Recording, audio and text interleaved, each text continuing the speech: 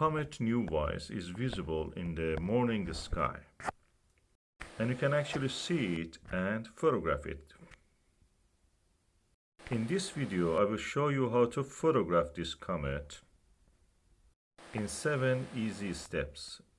They are: step 1. Find a clear horizon towards the northeast. For this, you can go during the daylight to somewhere that you want to establish your observing site. And with your compass or with your mobile phone, if it has a compass in it as an app, you can find the direction toward the north, and then to your right will be 45 degrees to your right will be northeast. So that's where you will see the Comet NEOWISE. So mark that position. Your horizon of course should be clear, at least for 10 degrees above horizon, because Comet NEOWISE is around 20 degrees above horizon. Step 2. A camera. It can be anything. Ideally, it is good to have a DSLR camera, but if you don't have it, don't worry. You can use a compact camera or even your mobile phone camera. The only thing is that you must be able to hold it steady in your hand if you want to photograph, or use a tripod. So these are the equipment you need: DSLR, compact, or a mobile phone camera, or a bridge camera. Step 3. A tripod. It can be a small tabletop one or a large one.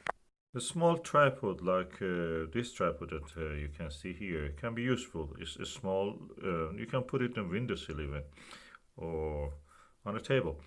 But you can use a bigger tripod, something like this. You have to put your camera on this small or large tripod, and that's where you will be ready. Step 4. Clear weather. You can use a Metaphys app or a Clear Outside app to see how is the weather outside at the time that you want to go outside and observe the comet. Step 5. An alarm clock. You need it. You need an alarm clock. The alarm clock will wake you up at the right time.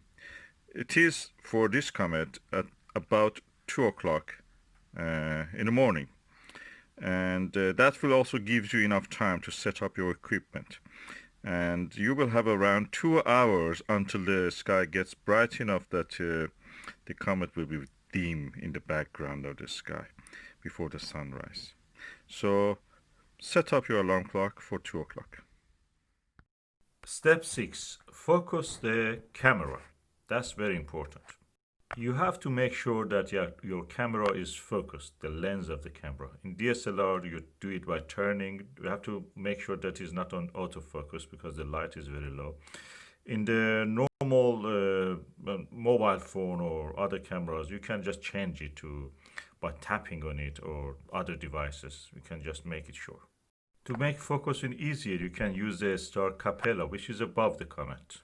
When you focus on Capella, bring down the camera lens a little bit toward the comet. You can see it. Step 7. Take a lot of photos. Don't be stingy. Take a lot of photographs with different ISOs and exposures time. There is no right or wrong on this. Different exposures and times give you different details in the comet and the background sky. And you can later choose the ones that you like best. But take as much as you can. Use the opportunity. In this image, I've used the long exposure time. It was around 5 seconds. This one was taken around 1 minute, and you see the stars have moved.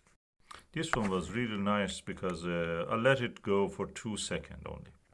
This was, I think, around 1.5 seconds with a different ISO. This is the same as the previous one. I just changed the zoom, and it is now a little bit smaller. This was around half a second exposure with ISO of 400. And this was the similar one. ISO, I think, was 200. And this one, I took it with my mobile phone. Simple and easy. This one again with the mobile phone, really overexposed, but you see the comet above the tree. As I mentioned, the comet is visible, the Comet NEOWISE is visible from our bedroom window. And I photographed it from our bedroom window also.